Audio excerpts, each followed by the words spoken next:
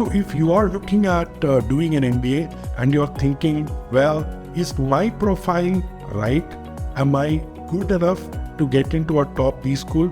You have come to the right video. In this video, I'm going to be showing you what top B schools look for in a winning MBA candidate and how you can prepare over the next 3 to 6 months in order to improve your profile so that you can make that winning application.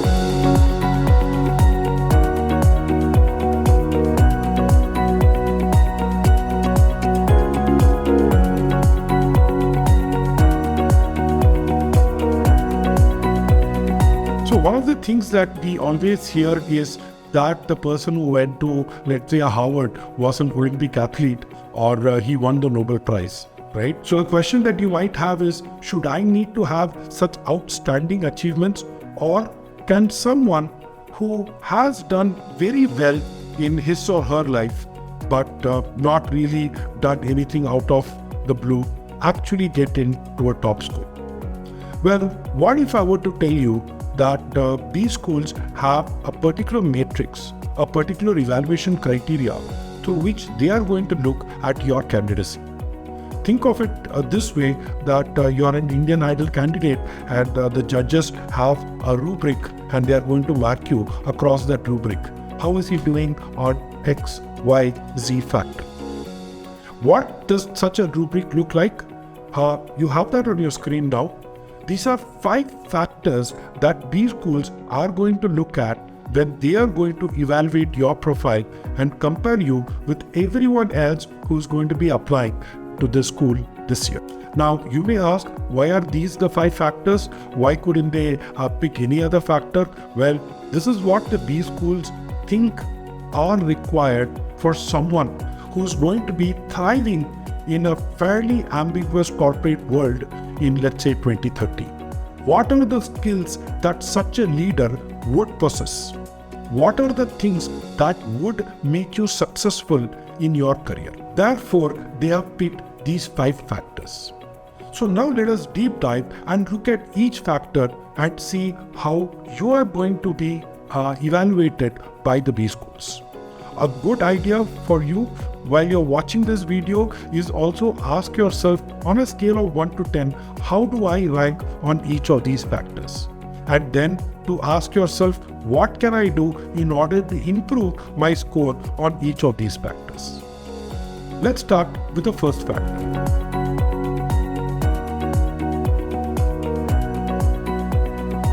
And the first factor is goal clarity. They believe that the leader of tomorrow is someone who knows how to get there. And therefore, they are looking at people who know where they are headed and why they are headed. How do I go about figuring out this? I'm going to make it simple for you. I'm going to give you 6 questions to which you need to find an answer. The first question that you need to ask yourself is, where are you headed? What is it that you want to do in your career?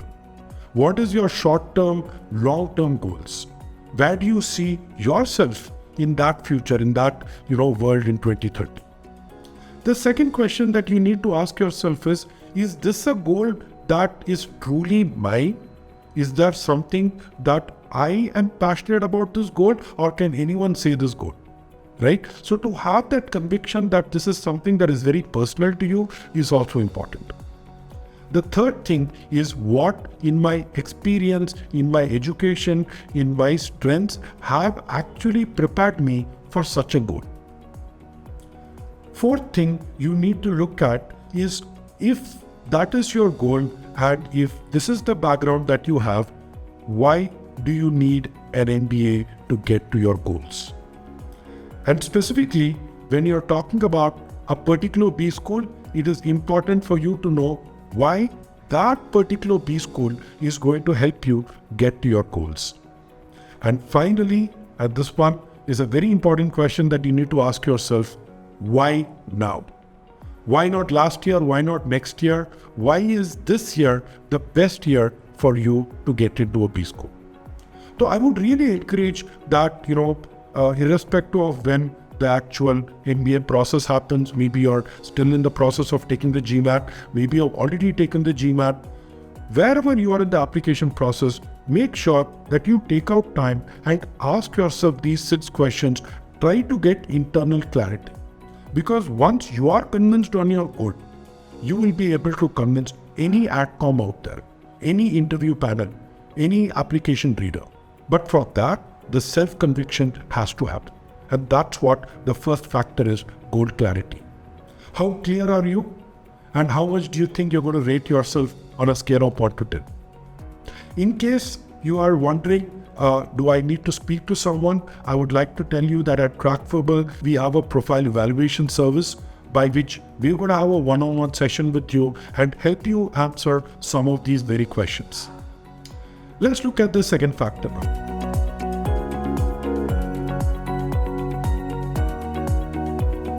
You can imagine that a B school can be very stressful from an academics perspective, right? You will be having case studies that you need to read up the night before, and these are 60-70 page case studies, and you need to go the next day to class and you need to argue, defend your case.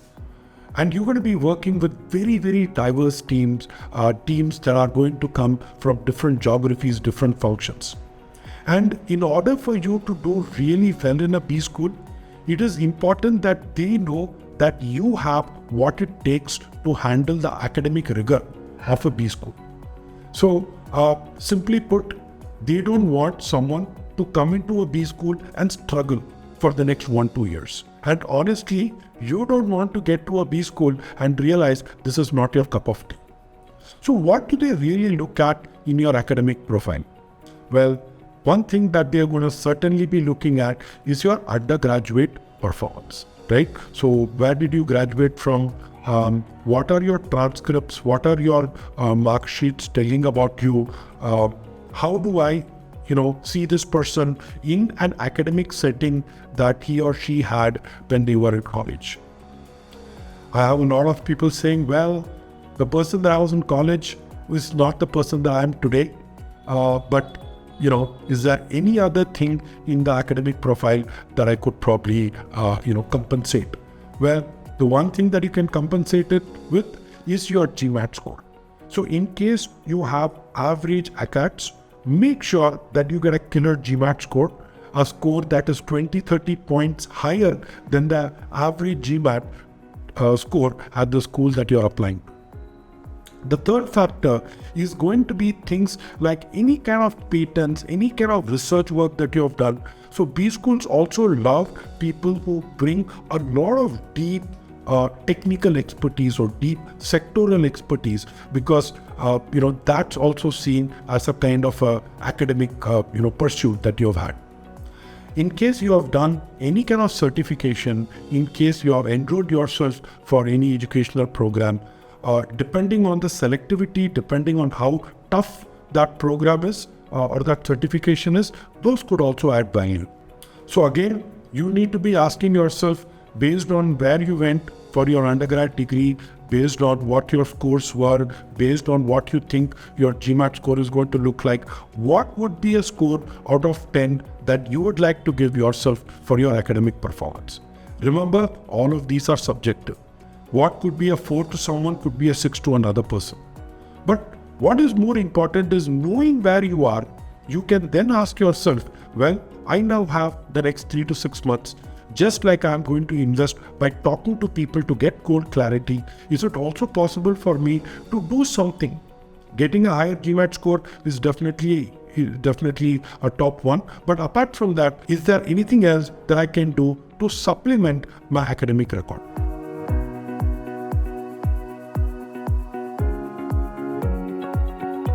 The third factor over here is your work experience.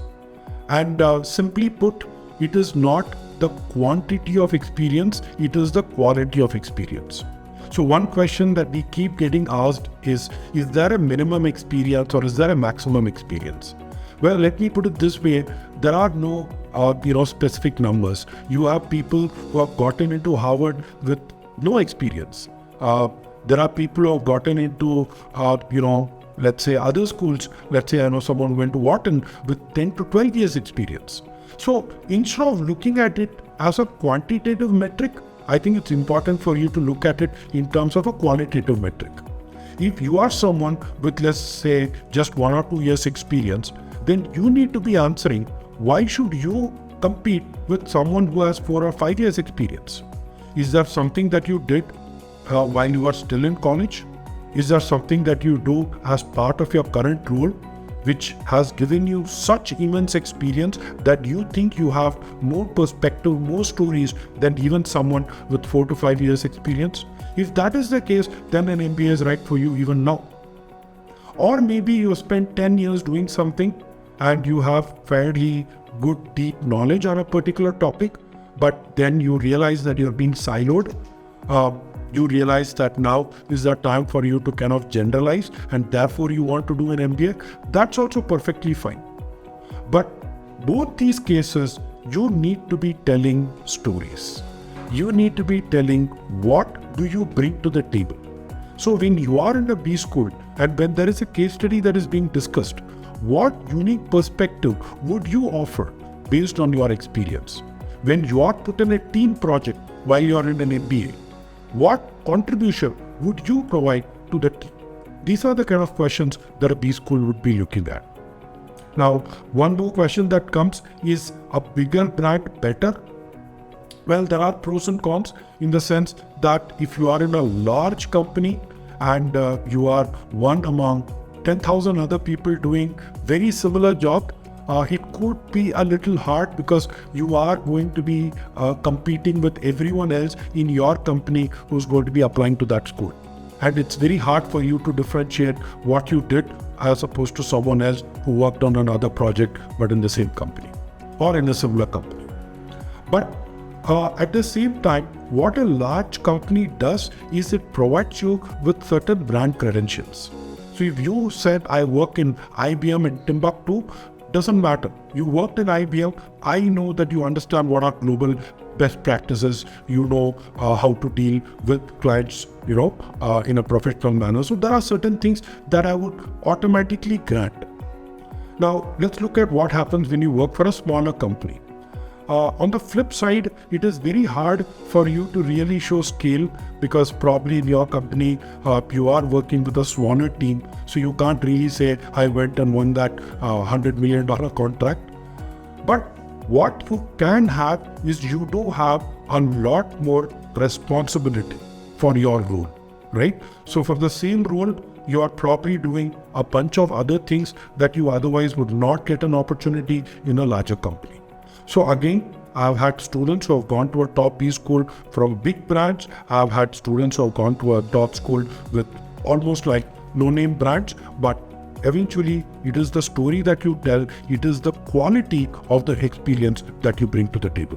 One key thing that people will also see when they are looking at your work experience is they will see whether you are able to progressively get more responsibilities. Did you get an out-of-turn promotion? Right? And having us, working in the same company for a period of time, at least a few years, will give you that opportunity to show how you actually were able to get more and more responsibility. And this will also be substantiated when you get your recommendation letters. So it's your work experience and someone telling how you were able to grow in that role. That, according to me, is a very, very key component of quality of experience.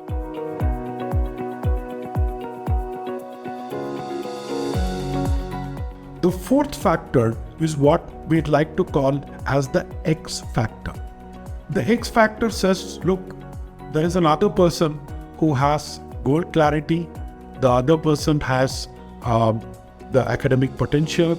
The other person also has work experience, but still the two of you are different because you have something different. You have done something different in your life, in your career.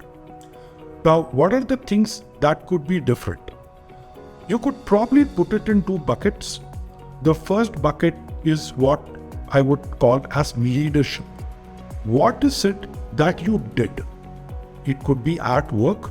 It could be outside of work. If it is at work, then maybe there was something that you took up that was not really part of your JD, right? You went over and above to do that.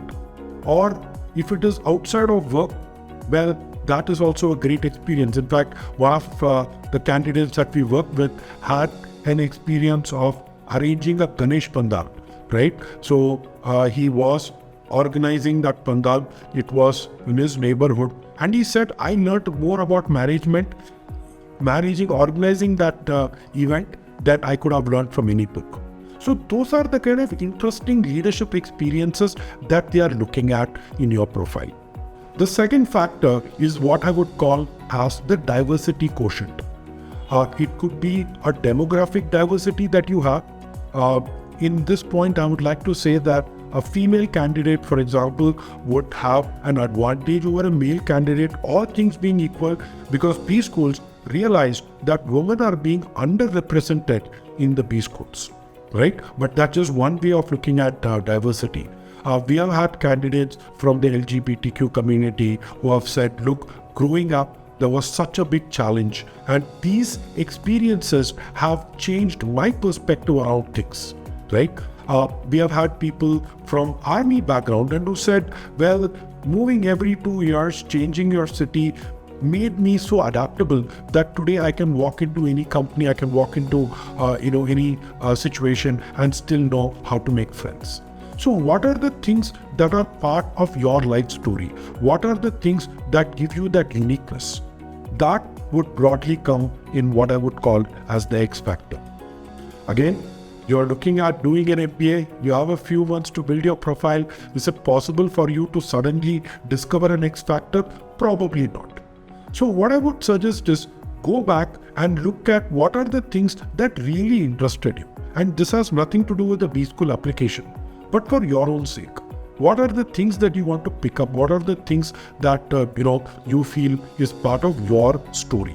And ruminating over it, reflecting on it, and also maybe brushing up on a few things. I know someone who was a chess player, but that stopped playing chess for the 2 or 3 years that he was in corporate. But before the application, he said, look, that is a passion, that is something that always gave me something to look forward to. So he actually started coaching school children online on chess, right? And he did that not because of a B school. He did that because he was truly passionate about teaching chess, about playing chess. So things like this would also help in building your profile, but make sure it's something that you love, not doing it just for the sake of a B school. Now, one common myth that people have is, should I have NGO experience? Well, the way I look at it is, if you are being involved in an NGO, please, by all means, go ahead, put it in your application. But if you don't have NGO experience and you think that maybe in the next 4 to 5 months, somehow I'm going to be able to create this false narrative about how I am someone who believes in a particular cause and do something for the sake of it, my answer is don't. You are better off not doing it and the B schools thinking that maybe you are shallow than for you to do this just for the sake of application and for the B schools to believe that you're shallow, right? So make sure that you don't try to do anything that is not true to you. Don't do anything that is just to impress a B school admission committee.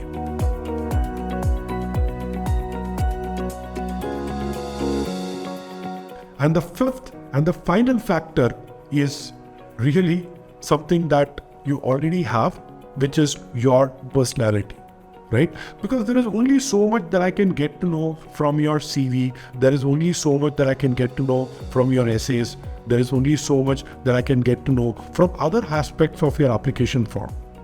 But I want to know, are you a paper tiger or are you someone who can sit in front of an admission committee member and actually talk about what you want to do?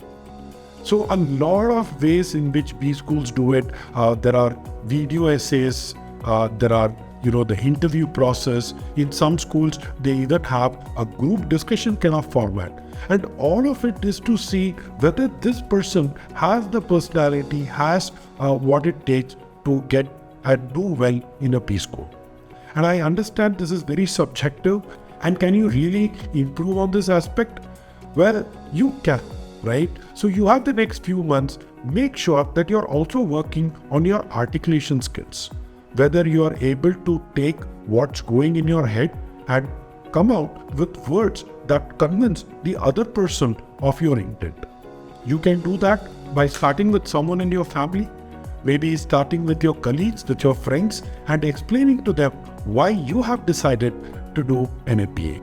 Now that you have the 5 factors in front of you, I would go back and I would ask you to do this exercise, which is try to rate yourself across these 5 factors. Ask yourself, which are the factors in which you are already doing very well, which are the factors on which you need to work on. And once you know what you need to work on, the rest of the journey becomes a lot easier.